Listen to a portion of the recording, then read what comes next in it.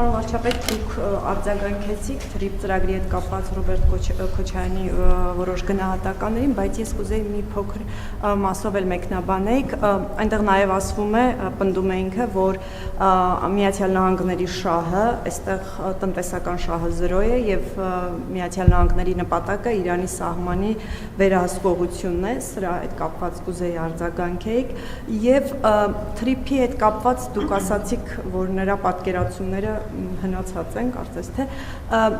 նախագծով արդեն կա հնարավորություն երրորդ կողմի ներգրավման փոխադարձ համաձայնությամբ։ Հիմա ձեր այդ արձագանքը վերաբերվում էր կոնկրետ Ռուսաստանի եւ Չինաստանի ներգրավմանը, թե այստեղ կուզեի ասեիք, էլի ամեն դեպքում այնտեղ տեղ է թողնված այլ ուժերի ներգրավման, այս հեռանկարի հետ կապված նաև ձեր մեկնաբանությունը եւ պարոն վարչապետ Ոսկե թափում եկեղեցու հետ կապված ոսկե թափում քահանան հայտարարում է, որ տեղական իշխանության ղեկավարը, համայնքապետը եւ եկեղեցու բարերարը գնում են իր մոտ եւ հորդորում են դուրս գալ եկեղեցուց, բանալիները հանձնել իրեն, պատճառաբանելով, որ դա կառուցել է բարերարը եւ այստեղ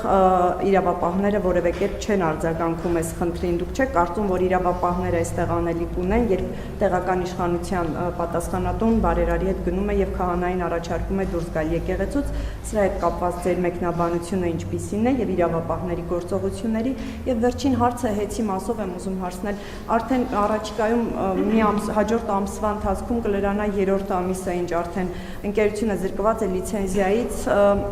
այս ընթացքում որևէ պաշտոնական հայտարարություն, պաշտոնական տեղեկություն չկա։ Ձեր նկարագրած երկու սցենարներից որով է ի վերջո կառավարությունը շարժվում, դուք ասում եք կամ պրոֆեսիոնալ որևէ միջազգային օպերատոր, որը կիրականացնի այդ կառավարումը կամ պետականացման գործընթացը, կա քննարկում որևէ միջազգային ընկերության հետ, եթե այո, ինչ հեռանկար է այստեղ նշմարվում։ Նախ մենք մեր միջազգային գործընկերներին իրազեկել ենք իրավիճակի մասին, հատկապես էներգետիկ ոլորտում թոփ ընկերություններին փորձում ենք իրազեկել, բայց այս պայն տեղի ունենում հեծի շուկայական արժեքի գնահատում։ Եթե հեծի շուկայական արժեքը կլինի, այսպես ասած, հասանելի պետական բյուջեի համար, մենք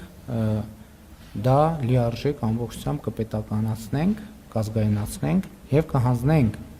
հավատարմագրված կառավարման միջազգային բարձր պրոֆեսիոնալ ընկերության կամ ընկերությունների խմբի։ Այսինքն հիմա շուկայական գնահատման գործընթացն է տեղի ունենում, որովհետեւ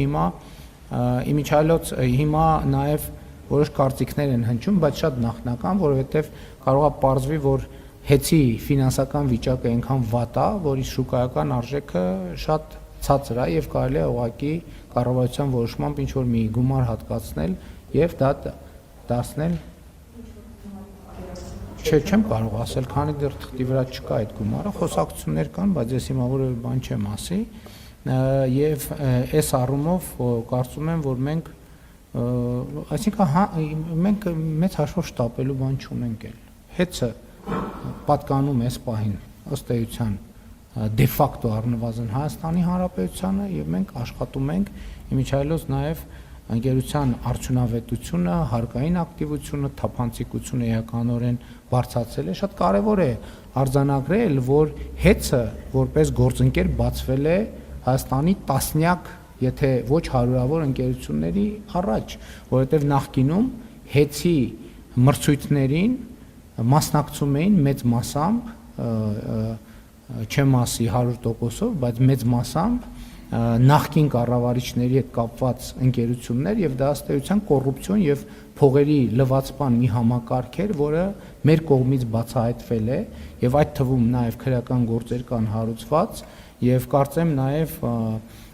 տնտեսվարողները այդ իրավիճակների մասին կարող են մեկնաբանել։ Ինչ վերաբերում է ձեր նշած դեպքին եկեղեցու մանրամասները չգիտեմ, չեմ կարող մեկնաբանել։ Ենթադրում եմ, եթե իրավապահները որևէ գործողություն անում են կամ որևէ գործողություն չեն անում, ուրեմն դրա համար ունեն համապատասխան հիմնավորումներ։ Ինչ վերաբերում է թրիփի վերաբերյալ ձեր հարցին, ուրեմն փաստաթղթերը հրապարակված է եւ օգոստոսի 8-ի նույնիսկ եթե թրիփի իրագործման շրջանակը հրապարակված, ստորագրված, ընդունված եւ հրապարակված չլիներ, բայց հրապարակված է, բարձ կլիներ, որ Հայաստանի Հանրապետության ինքնիշխան որևէ գործառույթի արտապատվիրակումը բացառում է այդ շրջանակը։ Այսօր է, որ Հայաստանի Հանրապետության պետական սահմանը չի գտնվում Հայաստանի Հանրապետության լիարժեք տիրապետության ներքո, բայց մենք նաև համաձայն մեր գործող պայմանագրերի նաև քայլեր ենք անում եւ միջնաժամկետում ենթադրվում է, որ Հայաստանի սահմանները, ինչպես անցակետերը կլինեն Հայաստանի ինստիտուտների վերահսկողության ներքո եւ այդ գործառույթի որևէ արտապատվիրակում բացառվում է եւ դա արդեն գրվել է եւ հրապարակվել է Հայաստանի եւ Միացյալ Նահանգների կառավարությունների կողմից ընդունված փաստաթղթում եւ TRIP-ը ներդրումային ծրագիր է, տնտեսական ներդրումային ծրագիր է առաջին հերթին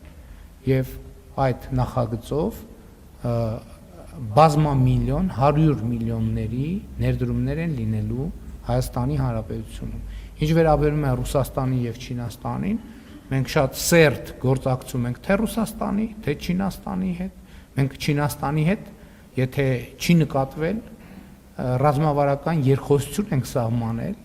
նախորդ տարվա օգոստոսին,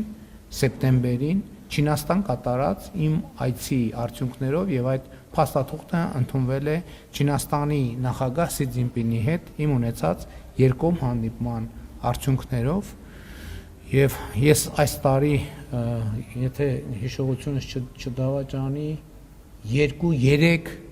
երկկողմ հանդիպում եմ ունեցել Ռուսաստանի Դաշնության նախագահի հետ, մենք մեր հարաբերությունները բոլոր ուղղություններով զարգացնում ենք։ TRIP-ը ներդրումային խոշոր ծրագիր է, որը իհարկե անվտանգային խոշոր երաշխիքներ է բերելու իր հետ։ Գիտեք, Ամերիկայի նման պետությունը, որը ամբողջությամբ կառուցված է տնտեսական տրամաբանության վրա, եւ դա շատ լավ է, մենք էլ ենք ուզում մեր հայցակարգային փաստաթղթերում եւ ես էլ ասել եմ, Հայաստանի Հանրապետության պետական շահը տնտեսական զարգացումն է։ Ոնց կարա Միացյալ Նահանգները տնտեսական շահ չունենա։ Դուք չեք հետևում քաղաքականություններին նախագահ Տրամպի։ Բոլոր իր որոշումները